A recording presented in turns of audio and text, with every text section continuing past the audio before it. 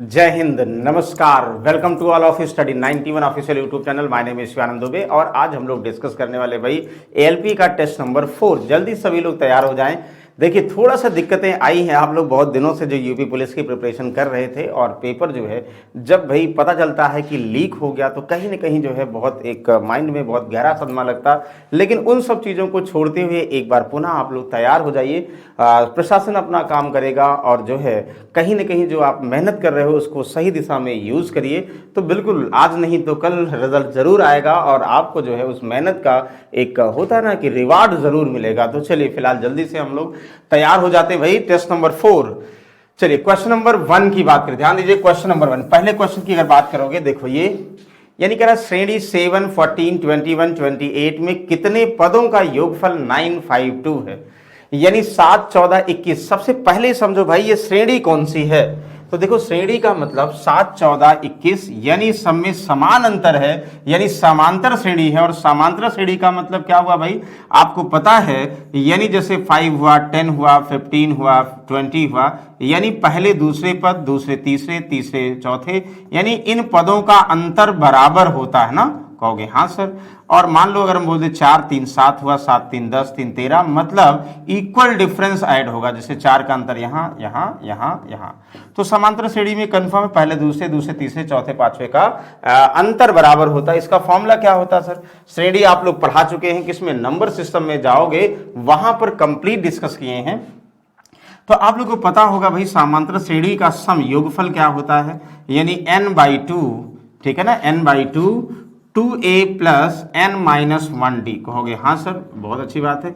अच्छा एक और देखोगे आप लोग पूरा अच्छा बता देते हैं। लास्ट टर्म का फॉर्मूला क्या होता है, a प्लस n-1d। कहोगे वाह, एक ये हुआ यानी लास्ट टर्म का फॉर्मूला, और ये योगफल हुआ। और यहां से 2a को a प्लस a n-1d बोल सकते हो। यानी एक योगफल का फॉर्मूला एक और होता है, यानी यहाँ a और a प्लस n-1d का मतलब l।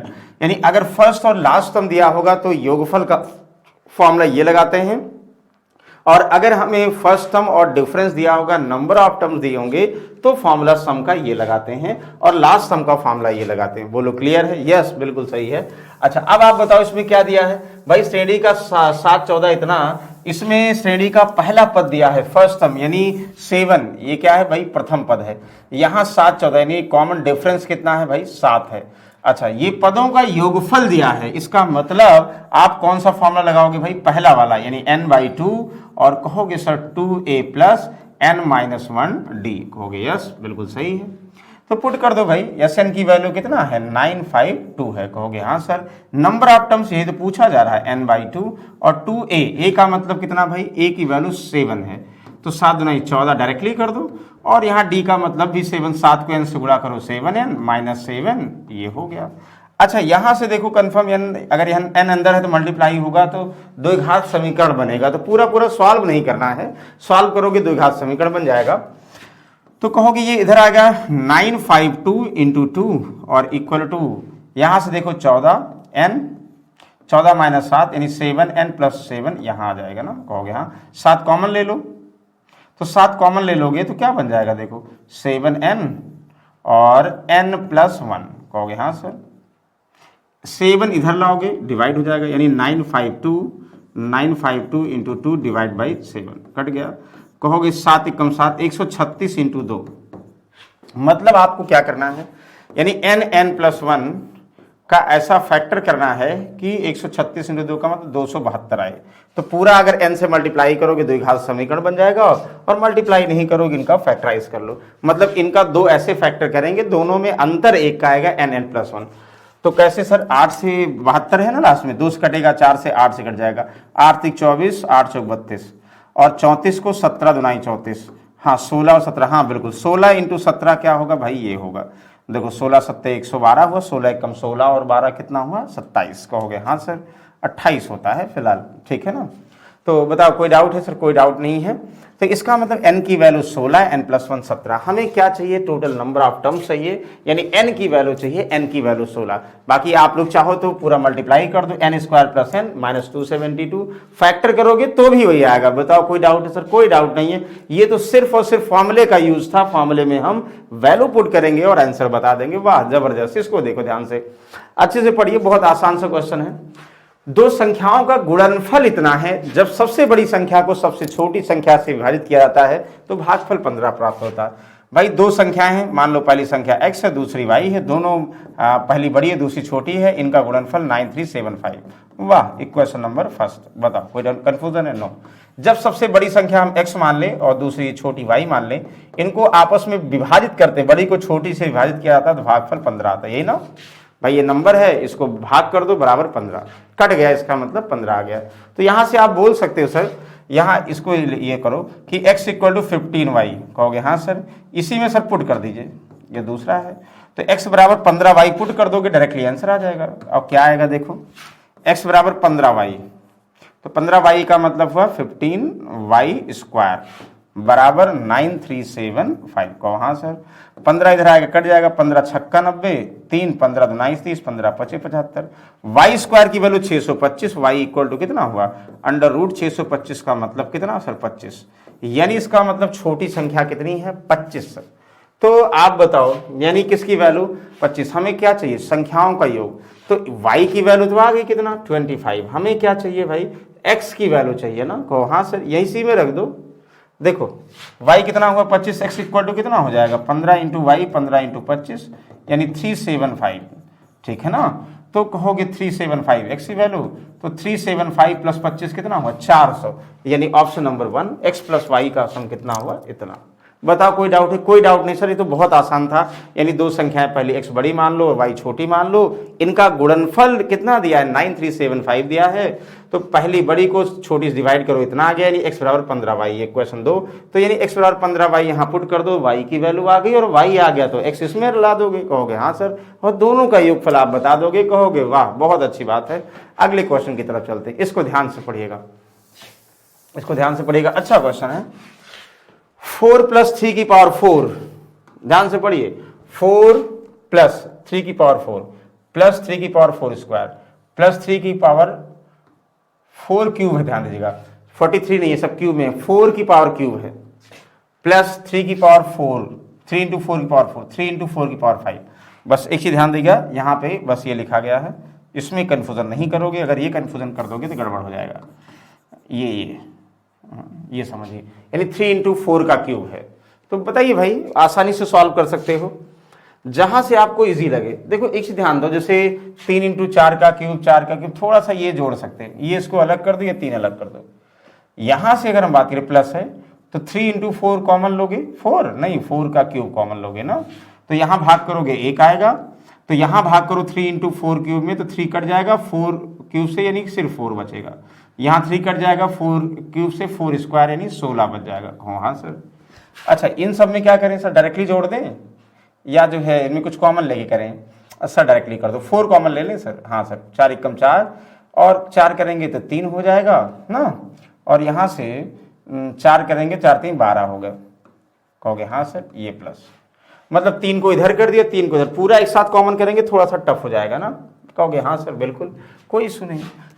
4 3 7, 12 3 15, 1 16, यानी 4 इंटू 16 यहाँ बचा, प्लस ध्यान दीजिएगा यहाँ 16 4 20 1 21, यानी 3 इंटू 4 का क्यूब और इंटू 21 यहाँ बचा। हाँ सर, यहाँ 16 को आप कितना, 4 का स्क्वायर बोल सकते, यानी 4 का क्यूब बोल सकते हो।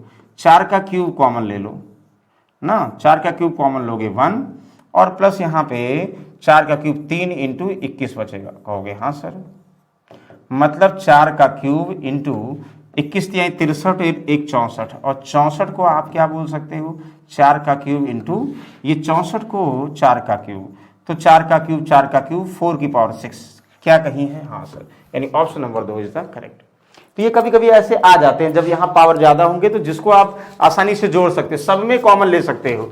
चाहे यहाँ से करते 3 × 4, लेकिन ये लेंदी हो जाएगा, तो हमने यहाँ से कर दिया 3 × 4 का क्यूब, 3 × 4 की पावर 4, 3 × 4 की पावर 5, यानी 3 × 4 की पावर 3 कॉमन अगर लेंगे तो यहाँ 1, यहाँ सिर्फ बचेगा क्या, यहाँ 4 की पावर 1, यहाँ 4 की पावर 2, 16, ये अलग हो गया। और इनमें जो है टफ नहीं है, डायरेक्टली 4 कॉमन ले लो, तो इनको सॉल्व करिए, प्लस में जो आएगा यानी 4 की पावर में आ गया, इनमें फिर कुछ कॉमन लेके फाइनली जो आंसर बनेगा वो नंबर्स में आप जोड़ के बता दोगे, और पावर्स में बताना है ना तो पावर्स के फॉर्म में बता दोगे। बताओ कोई डाउट है सर? कोई डाउट नहीं, बिल्कुल आसान था, आसानी से सॉल्व कर लेंगे इसको। अब इसको आप सॉल्व करोगे, ये आपका होमवर्क के रूप में है, ध्यान दीजिएगा। ये सेम वैसे है, ये आप अगर सिंप्लीफिकेशन आपको हमने डिस्कस किया होगा फ्रैक्शन वाले, तो सेम वैसे है, आप कोशिश करिएगा, नहीं आएगा हम आपके साथ हैं, इसको हम बता देंगे। इसको सभी लोग आंसर जरूर कमेंट बॉक्स में बताएंगे क्या आंसर आएगा। इसको स्क्रीनशॉट ले लीजिए, ये आप बताओगे क्यों, क्योंकि हम सेम यही क्वेश्चन जो है एक बार सिंप्लीफिकेशन में, अलजेब्रिक सिंप्लीफिकेशन में डायरेक्टली डिस्कस किए थे। देखो इसको, किसी विद्यालय में 4, 5, 6वीं कक्षा में संख्या 188, 282 इतना थे, मतलब चौथी क्लास में 188 छात्र थे और 5वीं में 282 थे और छठी में 423 थे। कहोगे हाँ सर। तो यदि प्रत्येक कक्षा को खंडों में विभाजित किया गया और प्रत्येक खंड में छात्रों की संख्या बराबर है, तो बताइए कक्षाओं में कितनी न्यूनतम संख्या क्या थी। तो आपको कुछ नहीं ध्यान देना। देखो सबसे पहले ये समझना है कि जैसे यहाँ 188 चौथी में थे और 282 5वीं में थे, 423 तीसरे में थे। तो सबसे पहले तो आप क्या करो भाई, हम कितने कितने का ग्रुप बना सकते हैं, इसके लिए क्या है, यानी इनमें मैक्सिमम कॉमन नंबर, यानी इसका HCF यानी मासा महत्तम समापवर्तक इसका क्या होगा। तो HCF के लिए हमने आपको बहुत सारे तरीके बताए थे। एक तरीका था या तो आप भाग विधि से करो या फैक्टर मेथड से करो, कि सबको फैक्टर करके जो कॉमन फैक्टर होगा वही उसका HCF होगा। और दूसरा बताया था कि 2 नंबर ऐसे जिसमें सबसे कम अंतर हो, यानी चाहे इसका कर लो चाहे इसका, जिसमें सबसे कम अंतर आपको जनरली दिख रहा हो। जैसे चलो इनमें देखते हैं, तो 488 और 282 का 12 में से 8 गया 4, और यहाँ 7 17 में से 8 गया 9, 8 17 94, मतलब 188 और 282 का अंतर 94। अब आप लोग 94 का फैक्टर करोगे, ये समझ में आ रहा ना क्या कह रहे हैं। 94 हुआ, और 94 कैसे हुआ, यहाँ 12 12, हाँ ठीक है। अब आप 94 का फैक्टर करोगे, किससे कटेगा, तो 2 × 47 ना। तो या तो 94 से सारे नंबर्स कट रहे होंगे, या 2 × 47 क्या है, ये तो प्राइम नंबर है ना, तो इनमें से कोई फैक्टर होगा। तो कहोगे हाँ सर, एक तो 2 तो होगा नहीं, क्यों, क्योंकि भाई 2 से ये नहीं कट रहा 423। अगर 2 इसका HCF होगा तो सारे नंबर 2 से डिविजिबल होने चाहिए, नहीं है, इसका मतलब 47 होगा। तो 47 से देखो ये कट रहा है, कितनी बार जाएगा सर, 4 बार, 400 कटाए, हाँ बिल्कुल, ये कितनी बार जाएगा, 8 7 नहीं 6 7 42, हाँ 6 बार जाएगा, हाँ बिल्कुल सही है, ये 7 बार जाएगा।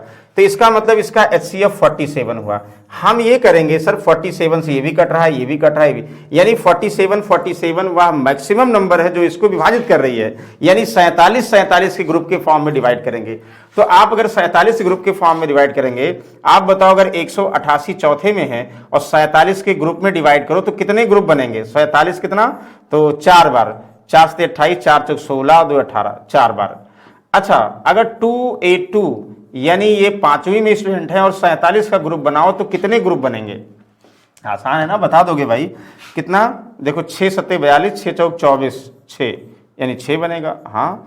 फिर सर छठी में 423 ना स्टूडेंट हैं और इनमें 47 का ग्रुप बनाना है तो कितने ग्रुप बनेंगे, तो भाई 47 से कितना ग्रुप बनेगा, ये तो डिवाइड कर दो, कितना 963 या 7 नहीं, हाँ 963, 9 चौक 36, 9 से, तो 9 ग्रुप बनेंगे। इसका मतलब 6 4 10 9 19, यानी कुल जो है 47 का तीनों क्लासेस, तीनों चौथी 5वीं 6ठी से कितने ग्रुप बनेंगे, कहोगे सर 19 ग्रुप बनेंगे, यानी option number 3 is the correct answer. ये बहुत बार आप HCF में यानी हाईएस्ट कॉमन फैक्टर में आप सॉल्व कर चुके होंगे, कहोगे हाँ सर बिल्कुल। चलो अगले क्वेश्चन की तरफ चलते हैं, ध्यान से समझिएगा। एक अभ्यर्थी 20% अंक प्राप्त करता है, 35 अंक से अनुत्तीर्ण हो जाता है, बिल्कुल परसेंटेज का पेट क्वेश्चन, बहुत बार आपको बता चुके भाई। और जबकि दूसरा अभ्यर्थी 50% अंक प्राप्त करता है और जो उत्तीर्ण होने के लिए आवश्यक न्यूनतम अंकों से 32 अधिक पाता है, परीक्षा का पूर्णांक है। तो एक वो एक लाइन का आंसर है। सर आप पूर्णांक क्या मानोगे? बिल्कुल, यानी अधिकतम अंक यानी पूर्णांक यानी कितना मानते हैं भाई 100, यानी 100% अधिकतम अंक लाना है। तो एक अभ्यर्थी है जो कुल का 20% लाता, 100 का 20% भाई 20% होगा। 35 अंकों से अनुत्तीर्ण हो गया, जो अनुत्तीर्ण हुआ जोड़ दो पास हो जाएगा। देखिए परसेंटेज वैल्यू अलग अलग है, यानी कुछ परसेंट ला रहा है नंबर से फेल हो रहा है तो परसेंटेज में नंबर तो जुड़ेगा नहीं, बस वैसे लिख दोगे। जैसे x में 35 नहीं जुड़ेगा, x + 35 लिखते हो, वैसे यहां भी यानी 20% लाया और 35 से फेल हुआ, इसका मतलब यानी 35 जोड़ दोगे पास करा दोगे।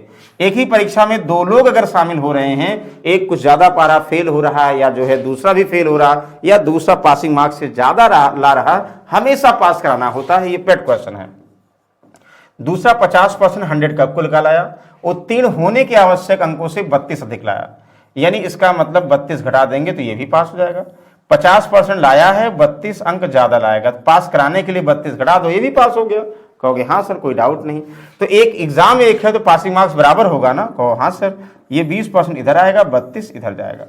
तो कहोगे सर 50 में 20 घट जाएगा, कितना हुआ सर? 30%, बराबर कितना हुआ सर? ये 32 और 35 कितना हुआ? 67, 67। कहोगे हाँ सर। तो अब 30% की वैल्यू ये है, तो एक की वैल्यू कितना हुआ? 67/30।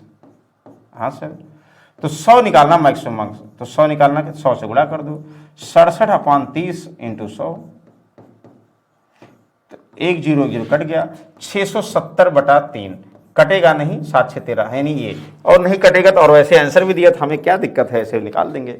ये कितनी बार आप बता चुके होंगे आपको लोगों को, मतलब एक परीक्षा उसमें एक कुछ परसेंट लाया फेल हो रहा तो उसको उतना मार्क्स जोड़ दो पास कर दिया, दूसरा भी फेल हो सकता है या पासिंग अंक से ज्यादा ला सकता है, तो जितना लाया और जितना ज्यादा लाया घटा दो भाई, वो भी पास करा दो। अब जब दोनों पास हो गए तो इसका मतलब हुआ दोनों के अंक बराबर होंगे, उसको सॉल्व कर दोगे आंसर आ जाएगा। कहोगे वाह सर कोई इशू नहीं, बहुत आसानी से बता देंगे। इसको बताओ, ये भी आपको प्रॉफिट एंड लॉस का क्वेश्चन है, बहुत बार बता चुके होंगे। जैक एक पोशाक को 14,400 में बेचता है और 20% का लाभ कमाता है, तो क्रय मूल्य, वाह कितना आसान है, बेसिस कर लो। सर 20% किसी वस्तु को बेचकर 20% लाभ कमाने का मतलब क्या है? कहोगे सर 20% यानी 20% अगर वो लाभ कमाता है, इसका मतलब है कि अगर वो 100 में किसी वस्तु को खरीदेगा तो उसका 20% 20 ही होगा, यानी 20 रुपए का लाभ कमाएगा, यानी कितने में बेचेगा? 120 में बेचेगा। ये हमने आपको परसेंटेज से बताया था। तो हमेशा जो है जिस पर वो प्रॉफिट लेगा, यानी क्रय मूल्य 100 मानते हैं, 100 पर 20 का प्रॉफिट, यानी 100 में खरीदा होगा, 120 में बेचा होगा, ये हमने इमेजिनरी वैल्यू माना। कहोगे हाँ सर। एक और तरीका मानते थे, क्या सर? 20% की वैल्यू कितना हुआ? 20/100 यानी 1/5। हम ये बोल सकते हैं सर 5 में खरीदेगा तो 1 का लाभ होगा, यानी 5 पर 1 का लाभ। जैसे 100 पर 20 का लाभ, तो 100 का 20% 20 हुआ, 20 का लाभ हुआ, 120 में बेचा। वैसे फ्रैक्शन वैल्यू 5 पर 1 का लाभ 6 में बेचा। तो चाहे रेशियो से करो चाहे परसेंटेज से करो, हमने जब उसका सीपी मान लिया है कि 100 में खरीदा 120 में बेचा, तो 120 में बेचा हमने इमेजिनरी वैल्यू माना है और एक्चुअली में 1440 में बेचा, तो 120 की वैल्यू 1440, क्रय मूल्य चाहिए 100 की वैल्यू। कहो हाँ सर। दूसरा तरीका क्या हो सकता था सर? यानी 6 में बेचा, 6 की वैल्यू 1440, दोनों आंसर वही आएगा और 5 की वैल्यू सीपी निकल आएगा। बात तो बराबर है ना? कहोगे हाँ सर। 12 बरहिया में 144, यानी 1200 में खरीदा होगा, तो 1200 का आप 20% निकालोगे तभी तो जो है 1440 उसका एसपी होगा। कहोगे हाँ सर।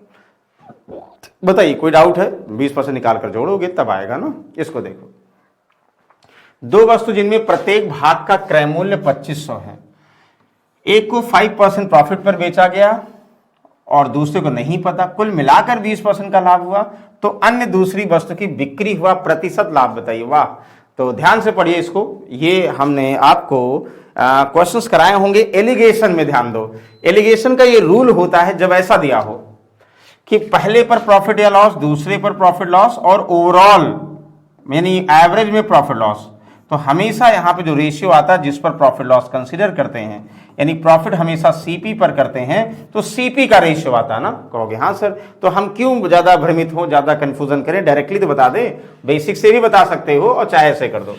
तो एक तरीका तो ये हुआ एलिगेशन मेथड, आप कहोगे देखो यहां बता दे रहे हैं एलिगेशन मेथड कैसे। और भी दूसरा तरीका, पहले दो वस्तुएं हैं, पहले को सर 5% प्रॉफिट पर, दूसरे को कितने परसेंट लाभ पर नहीं पता, मान लो X%, ओवरऑल सर कितने का 20% का प्रॉफिट हुआ, कहोगे हाँ सर। तो जो रेशियो आएगा किसका आएगा, the ratio of their CP. तो कॉस्ट प्राइस दोनों का बराबर है, यानी 1:1 है, तो वही तो कॉस्ट प्राइस का रेशियो ऑलरेडी यहां से मिलेगा और 1:1 के इसे बराबर कर दो, कहोगे हाँ सर। देखो 20 ज्यादा, 20 में से 5 गया कितना 15, मतलब इसमें से ये घटा रहे हैं, इसका मतलब x 20 से ज्यादा होगा, तो x माइनस कितना, तो x माइनस 20 ये आ जाएगा। तो इसका मतलब वह यहां से सॉल्व करोगे x minus 20 upon 15 equal to 1/1, यही हुआ ना, 15 इधर आ जाएगा, तो x इक्वल टू कितना होगा 15 और प्लस कितना 20, यानी 35% भैया, 35% ऑप्शन में है, हाँ भाई, यानी ऑप्शन नंबर 4। एक तो बेसिक ये हो गया। समझ मारा क्या करें कि पहले को 5%, दूसरे को x%, overall 20%, the ratio of CP 1:1, यानी दोनों बराबर में खरीदा गया तो 1:1 सॉल्व कर दोगे। इसमें कोई डाउट है सर? कोई डाउट नहीं है। क्या और कोई तरीका है? हाँ बिल्कुल, चेक करते हैं। ये समझ मारा ना, कहो यस। दूसरा ये भी हो सकता है, आप बेसिक से बता सकते हो भाई, पहले को कितने में 2500 में उसने खरीदा है, और बेसिक से देखो दूसरे को 2500 में खरीदा है, कहोगे यस सर। पहले को 5% लाभ पर बेचा तो 25 पंचे 125, यानी 2625 में बेचा, यानी 5% इसका निकाल कर जोड़ दो, 125 हुआ, यानी पहले का ये सीपी था और पहले का भाई ये एसपी हो जाएगा, कहोगे हाँ सर। दूसरे को कितने % प्रॉफिट पर बेचे नहीं पता, लेकिन ओवरऑल 20% लाभ हुआ, तो आप कहोगे सर यानी ओवरऑल सीपी कितना हुआ, दोनों का सीपी जो है 5000 हुआ, तो 5000 का 20%, तो 5000 का 20% निकालो, 5 दूना 10, 1000 रुपए, मतलब ओवरऑल 5000 का 1000 रुपए, यानी 6000 रुपए हुआ ना। 20% का मतलब 120/100 से मल्टीप्लाई करो और चाहे ऐसे करो। तो अगर 5000 का 20% की बात करेंगे तो 1000 रुपए हुआ, यानी ओवरऑल 6000 रुपए में बेचा है। तो आप बताओ पहले को 2625 में बेचा तो दूसरे को कितने में बेचे कि दोनों का विक्रय मूल्य इतना हो जाए, तो 6000 में से इतना घटा दोगे। कहोगे सर यहां से 75 हो गया 2700, 75 2700 हो गया 2700, 2300, 3375, 3375 दूसरे को बेचेगा, तो पहले को दूसरे को खरीदा 2500 में, बेचा 3375 में, कितने का लाभ हुआ सर? कहोगे 875 रुपए का प्रॉफिट, किस पर, यानी 2500 पर इंटू 100। अगर ऐसे लगाते रह जाओगे तो ये क्या आसान है, 25 या 75, 25 पंचे 125, यानी इतना टफ हो गया। तो इससे सही हम जो है रेशियो में सीपी मान के कर ले, ज्यादा आसान है। 3-4 तरीके इसको सॉल्व करने के हैं। एलिगेशन बेस्ट मेथड है, जहां पहले और दूसरे पर ओवरऑल प्रॉफिट दिया हो और उसका रेशियो दिया हो सीपी का, बिल्कुल वहां एलिगेशन लगाओ। ये सब झमेला छोड़िए भाई। इसको देखो, एक वस्तु को 2400 में बेचने पर 25% की हानि हुई, 25% लाभ प्राप्त करने के लिए उसका विक्रय मूल्य क्या होगा? बिल्कुल आसान है भाई, आर्टिकल 1 है, वस्तु 1 है, प्रॉफिट लॉस याद करिए, हमने बताया था भाई। अगर हमने उसका क्रय मूल्य 100 मान लिया तो पहले इसको 25% लॉस पर बेचते हैं, हानि पर बेचेंगे तो 75 में बेचेंगे, दोबारा 25% प्रॉफिट पर बेचेंगे, वस्तु चेंज नहीं हो रहा, वही है, 125 में बेचेंगे। कहो 25% लॉस पर इतना बेचेंगे और 25% प्रॉफिट पर इतना बेचेंगे, हाँ सर। तो अब क्वेश्चन पढ़िए, कह रहा है 2400 में बेचते हैं तो 25% की हानि होती है, तो 25% लाभ के लिए उसे कितने में बेचेगा, यानी 25% हानि पर कितने में बेचेंगे, 75 में, तो 75 की वैल्यू भैया 2400 दिया है और 25% प्रॉफिट यानी 125 में बेचेंगे, SP2 कितना हो जाएगा, तो 125 पर वैल्यू निकाल दो। कहोगे हाँ सर कोई टफ नहीं है, 25 तिया 75 और 25 पंचे 125, 3 8 24, 8 पंचे 40, यानी 4000 में भैया बेचेंगे। तो 4000 है कहीं? हाँ, option number 2 is the correct answer. कहाँ डाउट है? कुछ लोग ये भी करेंगे, पहले लॉस दिया है 25% लॉस दिया, सीपी निकालेंगे और जो सीपी निकालेंगे फिर उसको 25 बढ़ा देंगे, बात तो वही है ना। ये कितनी बार आपको बता चुके हैं, कहोगे हाँ सर बिल्कुल। इसको देखो, ए रेशियो भी इतना, बी रेशियो से इतना, तो ABC कितना इजी है भाई, आपको बेसिक से बताया, बहुत सारे तरीके बताए थे ना। ऐसे ए रेशियो बी 32 रेशियो 35, हाँ सर। अब बी रेशियो सी, तो बी के नीचे बी सर 21 लिखोगे, सी यहाँ 32 लिखोगे, कहो हाँ सर, सी यहाँ। तो यहाँ क्या लिखोगे भाई, इसका पड़ोसी 35, यहाँ क्या लिखोगे, इसका पड़ोसी 21। अब ABC का रेशियो क्या आएगा सर, बिल्कुल मल्टीप्लाई कर दो, इसको इससे, इसको इससे, इसको इससे। सर इन सब में अगर कुछ कॉमन होगा तो कट कर सकते हैं, जैसे ध्यान दीजिएगा, 7 त्रिक 21, 7 त्रिक 21, 7 पचे 35, जो कॉमन होगा वही करेंगे, नहीं कॉमन है बाकी रह दो। 32 तिया कितना हुआ 96, 35 तिया 105 और 32 पंचे 5 दूनाई 10, 5 15 160। The ratio of A ratio B ratio C ये आ गया, लेकिन चाहिए ए रेशियो सी चाहिए। तो ए रेशियो सी आप निकाल लो, ए 96 है और सी 160 है, तो इनमें भी कुछ कॉमन होगा ना। देखो 16 से 16 छक्का 96, 16 दहम्मा, और फिर 2 तिहाई 6 और 2 पंचे 10, यानी फाइनली आप बता सकते हो कितना भाई 3:5 का रेशियो है, यानी ए रेशियो सी। और जो हमें यही पूछ रहा ना भाई कि ए और सी का रेशियो क्या होगा, आप कहोगे सर 3:5 होगा। ये बहुत बार आप रेशियो का सबसे आसान क्वेश्चन ये था, कितनी बार आप लोग पढ़ चुके हो रेशियो, और ए रेशियो बी दिया, बी रेशियो सी, फिर या सी रेशियो डी भी दिया हो, ई रेशियो एफ भी दिया हो। आप रेशियो चैप्टर डालिएगा भाई, रेशियो नाम डालिएगा और लिखिएगा 22 शिवानंद सर, याद करिएगा 22 शिवानंद सर लिखेगा। रेशियो में ना भाई इतना बेहतर तरीके से सारे 2 3 4 5 वेरिएबल सब में रेशियो को रेशियो में कन्वर्ट कैसे करोगे ये निकालना आपको बताया। कहोगे वाह सर वेरी गुड। चलिए इसको बताइए 11वां, ध्यान से पढ़िए क्वेश्चन। ये सारे क्वेश्चन ऐसे हैं जो लोग तैयारी करने वाले हैं ना, वो सबको रिपीटेड लग रहा होगा सर ये कितनी बार हमने पढ़ा होगा, लेकिन वही लोग पढ़े होंगे जिन्होंने सारे टॉपिक्स एक बार पढ़ चुके हैं। जैसे ये जर्मन चांदी की एक मिश्र धातु में तांबे और जस्ते का अनुपात इतना था, जबकि निकल और जस्ते का अनुपात इतना था। मिश्र धातु में तांबा, जस्ता और निकल, अभी जो क्वेश्चन बताया था वही है भाई, कुछ नहीं करना इसमें, बस कंफ्यूज कर दिया है। एक अलावा मिश्र धातु में तांबे और जस्ते, तांबे को टी मान लो, जस्ते को जे मान लो, क्यों मतलब टर्म्स और कुछ होते लेकिन हम समझने के लिए 19:16 है, 19:6।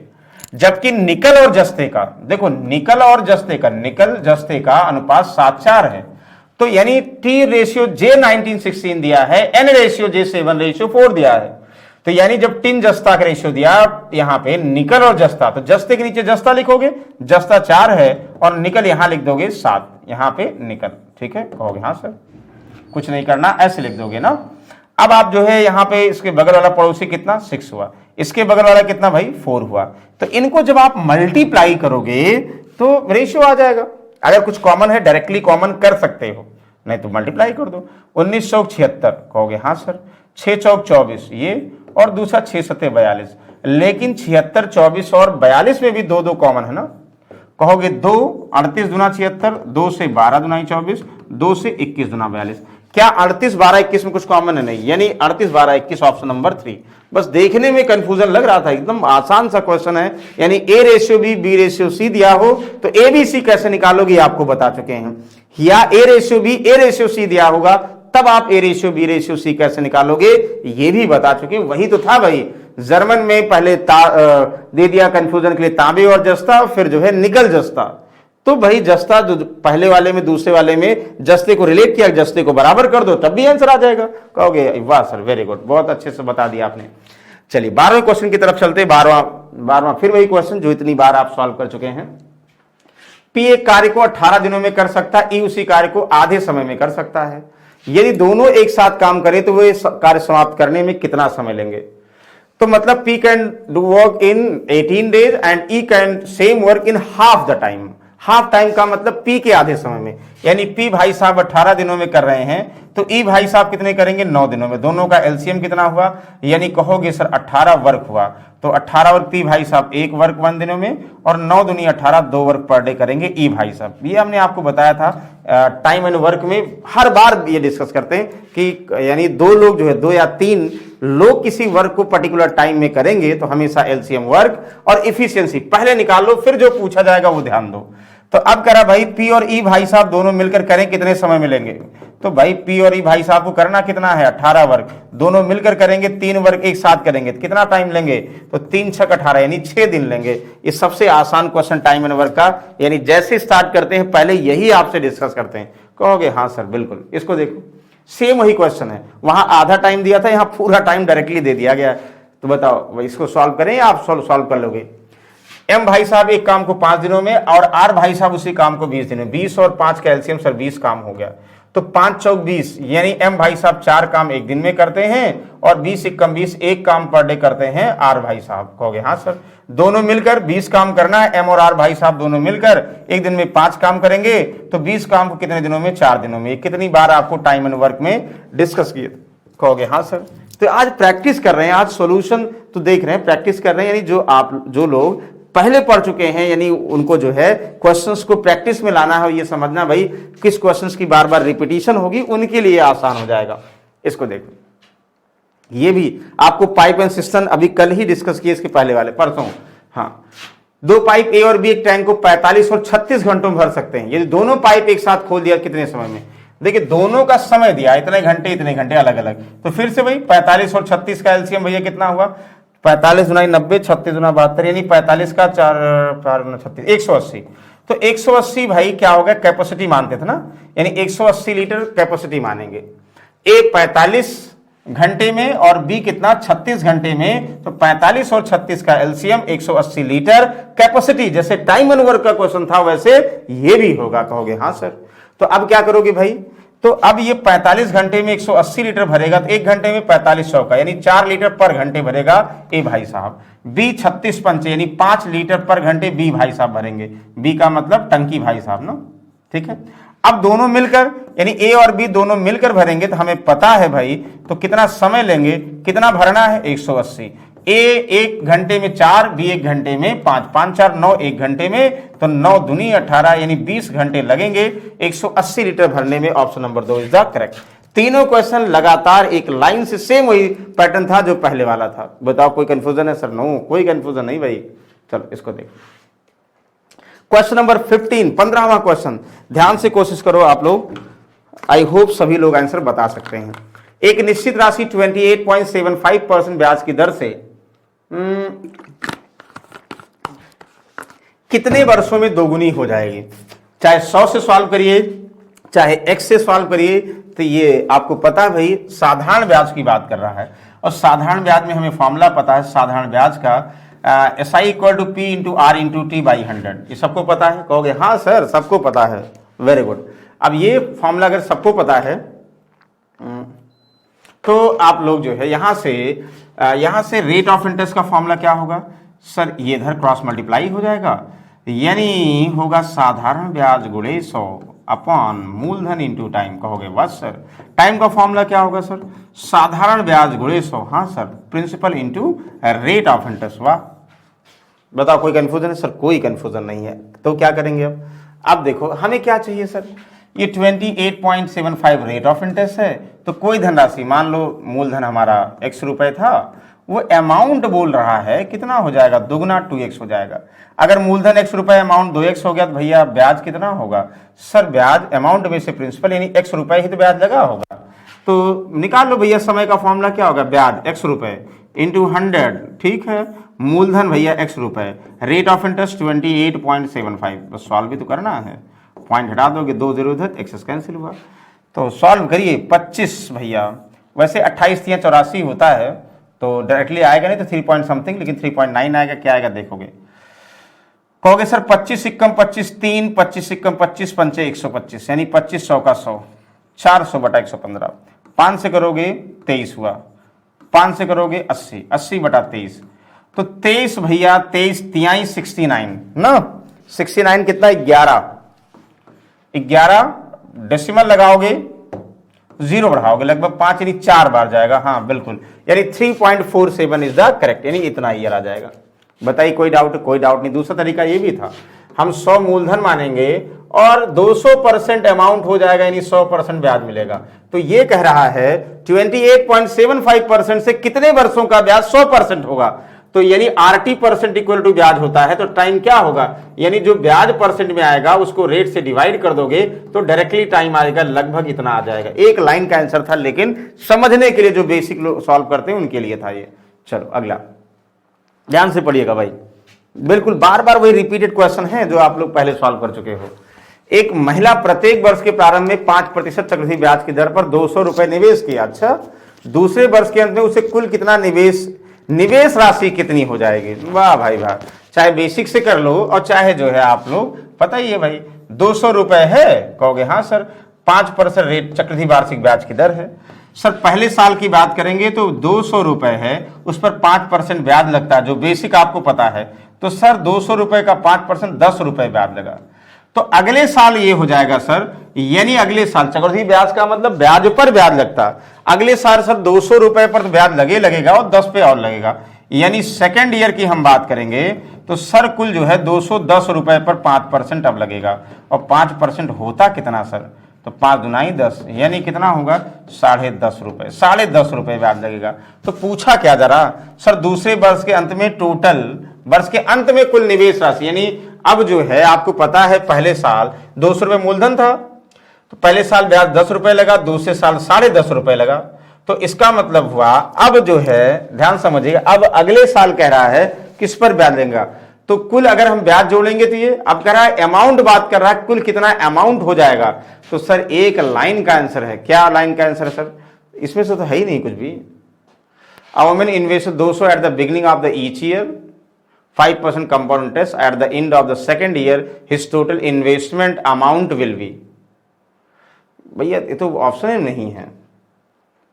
एंड ऑफ 2 ईयर 210, यानी 200 कितना हो जाएगा, इतना मूलधन, इतना तो नहीं आएगा भाई, तो इसमें गलती से कर दिया गया कुछ, नहीं आएगा। हमें लगता है कि 2000 तो नहीं है, हमें ऐसा लग रहा 2000 है। देखिए 200 पे नहीं आएगा, क्या हम 2000 पे माने, प्रिंसिपल 2000 अपने मन से मान ले रहे, क्यों, आंसर लाने के लिए। तो ऐसे करते थे ना बेसिक वाले में, पहले 5% यानी 400 हुआ ना, 4 पंचे 20। सर बताओ ठीक है, हाँ सर, फिर कितना, फिर 4 पंचे 20 यानी 400 यहाँ होगा, फिर यहाँ पर 4 पंचे 20 यहाँ 420 होगा, तो हम कर देंगे, नहीं 420 भी नहीं साहब, भाई साहब हैं।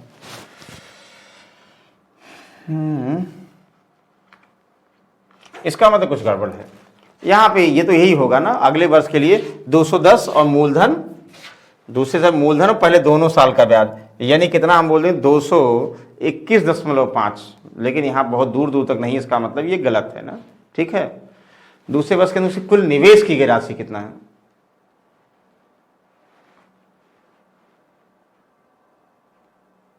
अरे यार गलती कर दिया, सही है, हम पढ़ ही नहीं रहे हैं। प्रत्येक वर्ष प्रारंभ में, प्रत्येक वर्ष, यार फिर गड़बड़, देखो प्रत्येक वर्ष का पहले 200 लगाया, 5% हुआ, तो कहोगे हाँ सर। एक माइनर सी, देखो माइनर सी जो है क्वेश्चन, जो सही से नहीं पढ़ोगे ना, मतलब आसान से क्वेश्चन कितना कॉन्फ्लिक्ट बना दिया। तो पहले साल 200 था, 10 रुपए ब्याज हुआ, दूसरे साल 200 और निवेश किया, तो 210 तो हो गया, यानी 200 मनी था, 10 ब्याज हुआ, दूसरे साल चक्रवृद्धि ब्याज का मतलब मूलधन और पहले साल के इंटरेस्ट पर भी लगेगा। तो 210 में 200 और निवेश कर दिया, 410 हुआ, तो 410 का 5% भैया कितना हुआ, चलो ऐसे कर देते हैं, तो 5 से करो 5 दुनाई 2 से, तो कितना हुआ 20.5। तो आप कहोगे सर कुल कितना उसका अगले साल की इन्वेस्टमेंट होगा, ये 410 और 20.5 यानी 430.5, ये सही है। मतलब 410 दूसरे वर्ष का निवेश है और उस पर ये ब्याज हुआ, तो अगले वर्ष के लिए कितना कुल जो है उसका इन्वेस्टमेंट होगा। 410 सेकंड ईयर था और ये सेकंड ईयर पर ब्याज ही मिला, तो सेकंड ईयर का ब्याज जोड़ोगे तो 2 साल के अंत में कुल अगले वर्ष के निवेश के लिए 410 प्लस 20.5 का मतलब ये आ जाएगा। बताओ कोई कंफ्यूजन है सर? कोई कंफ्यूजन नहीं था, बस थोड़ा सा कंफ्यूजन हो जाएगा, ये प्लस ये मतलब अगले साल मूलधन पहले दोनों साल के ब्याज पर लगेगा ना, 200 और जमा करेंगे और अगले साल जमा किया नहीं, एकदम आसान सा था, फिर कैसे कंफ्यूजन हुआ भाई? पढ़ने में अगर डाउट करोगे तो डाउट ही रहेगा। 2 वर्ष में एक मूलधन 5% साधारण ब्याज की दर से चक्रवृद्धि ब्याज और समान समय में उसी पर मूलधन साधारण ब्याज में से 10 ज्यादा है तो मूलधन। अरे भैया आपको याद करो, 2 वर्ष की बात करेंगे, फॉर्मूला क्या, कुछ नहीं याद है जिसको, तो यानी टर्म्स नहीं क्लियर है तो ऐसे समझो, SI का डिफरेंस बराबर PR/100 का होल स्क्वायर। एक तरीका तो ये हुआ, यानी SI का अंतर 2 साल में दिया है, आपको क्या दिया है, मूलधन निकालना, रेट ऑफ इंटरेस्ट दिया है, सॉल्व कर लो। दूसरा तरीका आपको बताया था भाई, प्रिंसिपल है, रेट ऑफ इंटरेस्ट पता है और CI का अंतर, जैसे यहां से CI का अंतर यहां होता है तो यहां 10 रुपए है, तो इस मनी का 5% 10 है, 5% 10 है तो 1% 2 होगा, 100% 200, यानी यहां मनी 200 होगा, यहां 200 होगा तो 200 मनी का 5% होगा, तो 5 चौक 20 यानी 4000 रुपए, 4000 प्रिंसिपल होगा। एक तरीका तो ये हुआ भाई, पहले साल ये अगर स्लैब मेथड आप करोगे 2 साल का ब्याज यही करते हो ना, पहले साल का ब्याज दूसरे साल का ब्याज, पहले साल का जो मूलधन होगा 5% निकालोगे दोनों पर होगा और इसका 5% यहां होगा। जब यहां ये CI का अंतर होता है, ये टोटल CI होता है, ये SI होता है। जब CI का अंतर दिया है 10 रुपए, तो यहां जो अमाउंट होगा उसका 5% 10 रुपए होगा, तो यहां के अमाउंट का 5% 10 है, तो यहां का अमाउंट कितना 200 है। अब ये जो 200 है तो मूलधन का 5% 200 है, तो मूलधन कितना 4000 रुपये कहोगे हाँ सर। नहीं तो कोई बात नहीं, यहाँ पे ऐसे कर दो 10 इक्वल टू कितना होगा P, R का मतलब 5/100 का होल स्क्वायर। ये भी तो सॉल्व कर लोगे कहोगे हाँ सर। यहाँ 5 कितना 20, तो 10 इंटू कितना हुआ 20 का स्क्वायर 400 बराबर कितना P, यानी 4000 आ गया, तब भी नहीं आ गया, बिल्कुल सही है। चलो अगले क्वेश्चन की तरफ। ये पृथ्वी राजधानी एक्सप्रेस वे दिल्ली जा रही है, वाह जबरदस्त बात है। पृथ्वी राजधानी एक्सप्रेस से दिल्ली जा रही है, पृथ्वी राजधानी एक्सप्रेस से दिल्ली जा रही है जो 6 मिनट की देरी से चल रही है। ड्राइवर इसकी गति को 4 किलोमीटर प्रति घंटे बढ़ाता है। ऐसा करने से ट्रेन अगले स्टेशन जो कि 36 किलोमीटर दूर है पर समान समय से पहुंच जाती है। तो ट्रेन की वास्तविक गति क्या है? वाह जबरदस्त। कहने का मतलब हुआ पृथ्वी एक व्यक्ति है, पृथ्वी व्यक्ति है, वो दिल्ली जा रही है। यहां से कहां से? राजधानी एक्सप्रेस से दिल्ली जा रही है, 6 मिनट देरी से चल रही है। हाँ सर, कह रही गति, और ये यदि देरी से चल रहा तो भैया उसने 4 किलोमीटर पहले था, जो भी एक्स स्पीड रही होगी तो पहले उसकी चाल एक्स रही होगी और 6 किलोमीटर देरी से चल रही थी, इसकी वजह से 4 किलोमीटर अपनी चाल बढ़ाया। तो अगले स्टेशन जो कि 36 दूर, मतलब ये 36 किलोमीटर है ही है, यहां से यहां तक वो जो है ऑन टाइम पहुंच गया। मतलब आप ये कह सकते हो कि अगर उसने 4 किलोमीटर प्रति घंटे चाल बढ़ा दी तो 36 किलोमीटर जो है ऑन टाइम पर बढ़ गया, या 6 मिनट पहले पहुंच जाता है। तो समय में अंतर है, तो उसकी सामान्य चाल क्या होगी? भाई 6 मिनट देरी से चल रही ना। तो ये वही क्वेश्चन है, याद करो, जो आपको हमने चाल समय दूरी में बताया था। एक बस या एक व्यक्ति अपनी चाल को कुछ किलोमीटर प्रति घंटे बढ़ा दे या घटा दे तो सामान्य समय से उसे इतना समय कम लगता है या अधिक लगता है। तो कहोगे एक लाइन का आंसर है सर। आपने ये बताया था, ध्यान दीजिएगा, कि पहली स्पीड यानी बढ़ी हुई चाल बराबर distance into difference upon speed और into difference divide by difference upon time. और दूसरा तरीका ये बताया था, भाई 36 किलोमीटर है तो पहले अगर आप x किलोमीटर प्रति घंटे की चाल जाओगे इतना समय लगेगा, ठीक है ना, सामान्य चाल से। लेकिन चाल बढ़ा दिया तो कम समय लगा। मतलब अगर 36 किलोमीटर को x प्लस 4 की चाल से कम समय, दोनों में समय का अंतर 6 मिनट और 6 डिवाइड बाई 60 यानी घंटे। क्यों?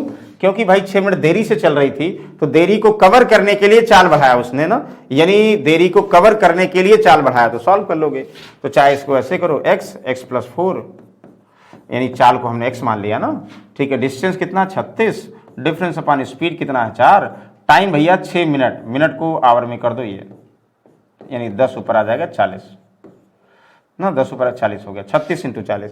तो 36 इंटू 40 यानी x बराबर 36, x प्लस 40 यानी 36 किलोमीटर प्रति घंटे डायरेक्ट आ गया, डायरेक्टली फैक्टर बन गया। तो ये सॉल्व कर दो तो भी आ जाएगा। तो 36 किलोमीटर प्रति घंटे चाल आ गई, नहीं आ गई?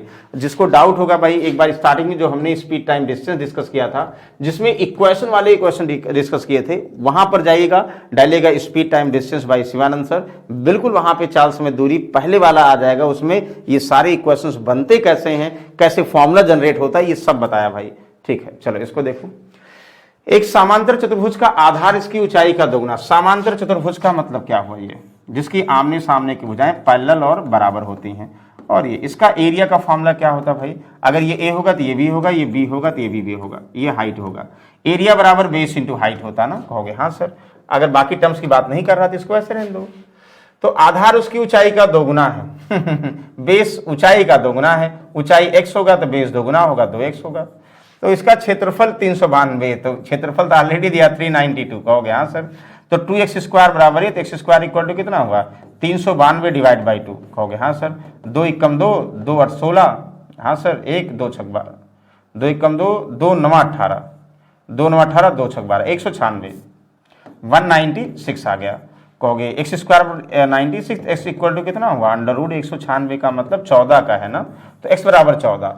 तो इसकी ऊंचाई कितनी है भैया? ऊंचाई कितनी है? x है, तो 14 ही तो है सर। 14 metre, yes. मतलब इतना आसान क्वेश्चन है, ओरल बता सकते थे। वाह बहुत अच्छी बात है। एक नियमित बहुभुज की कुल भुजाएं कितनी होगी जिसका प्रत्येक बाह्यकोण इतना? याद करो, बहुभुज के प्रत्येक बाह्यकोण का योगफल क्या होता है? मतलब बहुभुज के सभी कोणों का योगफल क्या होता है? n-2 into 180। बहुभुज का प्रत्येक आंतरिक कोण क्या होता है sir? n-2 into 180 divide by n, ये कितना है 10 डिग्री, यही होता है। किसी बहुभुज का प्रत्येक आंतरिक कोण n-2 इंटू 180 डिवाइड बाई 10, ये हमने पॉलीगॉन यानी बहुभुज अलग से आपको बताया है। कहोगे हाँ सर बिल्कुल, इसको सॉल्व कर दो आंसर आ जाएगा। सर एक जीरो तो वैसे कट गया ना, तो यहाँ से 18n माइनस 18 36 बराबर ये n, तो ये इधर चला आएगा। कुछ गड़बड़ है भाई। What is the total number of sides of the regular continuous polygon whose exterior angle is? अरे यार एक्सटीरियर है, इंटीरियर नहीं है, नहीं जिसका प्रत्येक बाह्य कोण, अरे यार हम आंतरिक की बात करें, प्रत्येक बाह्य कोण का फॉर्मूला क्या होता, यानी बहुभुज का सभी बाह्य कोण का योगफल कितना होगा 360 ना, और प्रत्येक यानी ईच एक्सटीरियर एंगल कितना होगा, तो ईच का मतलब ईच एक्सटीरियर एंगल प्रत्येक बाह्य कोण होगा भैया 360 डिवाइड बाई n। एक लाइन का है, हम इतना कंफ्यूज कर दिए। 360 डिवाइड बाई n बराबर 10 डिग्री 36 इक्वल टू कितना हुआ n, यानी n बराबर कितना 36। देखते ही आप बता सकते थे, लेकिन हम इस इंटीरियर की सोच रहे थे ना, तो इंटीरियर से कट नहीं रहा था, तो दिमाग है, हम पढ़े नहीं पूरा, नियमित को हम आंतरिक समझ रहे थे। चलो बताओ कोई डाउट है? कोई डाउट नहीं सर, आंतरिक बाह्य कोणों का सम पता है, प्रत्येक बाह्य कोण पता है, प्रत्येक बाह्य कोण दिया है तो हम बिल्कुल n की वैल्यू निकाल लेंगे, आंतरिक दिया होता तो भी ये भी वैल्यू निकाल लेंगे। ठीक है चलिए, अच्छा आज के लिए इतना ही। देखो एक चीज ध्यान दो भाई, आज थोड़ा सा पढ़ाने का मन इसलिए नहीं हो रहा ना, मतलब अजीब सा लगता है कि भाई हम लोग जो है इतनी मेहनत से जो है 2-2 3-3 महीने प्रैक्टिस करते हैं।